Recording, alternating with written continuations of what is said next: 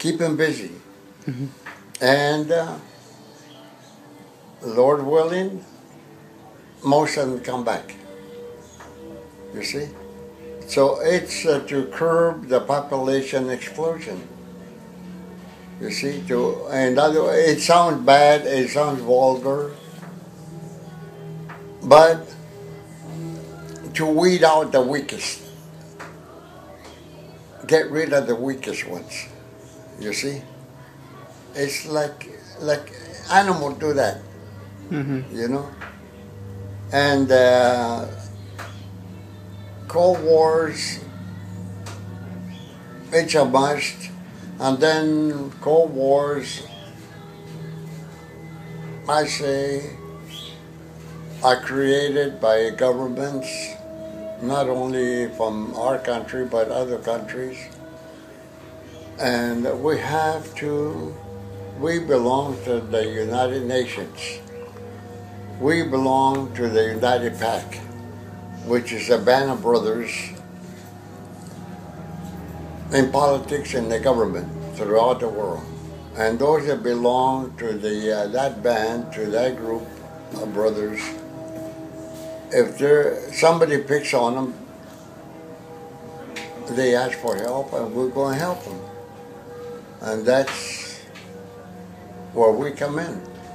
Different countries going, like now, Afghanistan, all those countries over there in the Middle East, you notice that there's all kinds, all nations. If they cannot supply manpower, they supply medical. And if they cannot supply medical, they send arms. But they belong to that pack, to our brothers, and help each other. So we're helping each other and protecting the weaker brothers. And to me, it's a way of life. It's a way of life, which is never going to stop, because we belong to that United Nations, and it's to help each other. For the first time that I was there, it was a trauma. I was scared. I mean, why should I say I wasn't? We trained as Marines to fight. We trained not to give up. We trained not to show weakness. We were, like our sergeant used to tell us, it's either going to be you or him. So who is it going to be? If you don't train hard enough, it's going to be you that goes down. You see? So it was scary, because maybe the other guy, your enemy,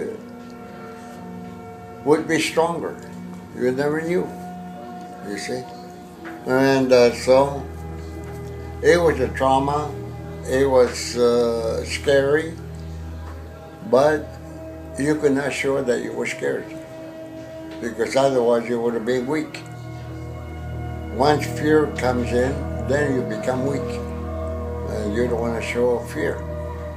So you have to show that you're brave, that you're strong, that you're stronger than your opponent. So that was my first experience of Korea. Am I going to make it back or not? And the first thing that kicked in says, you have to be stronger to come back. So I had that in my mind, that I was going to be strong. I was not going to show weakness. And here I am. Maybe not the best of health, but I'm back, because I persevered. See, and that's the way my life has been. What else you want to hear? You see? There's not much more that I could answer on that. What was scary? We were aboard ship,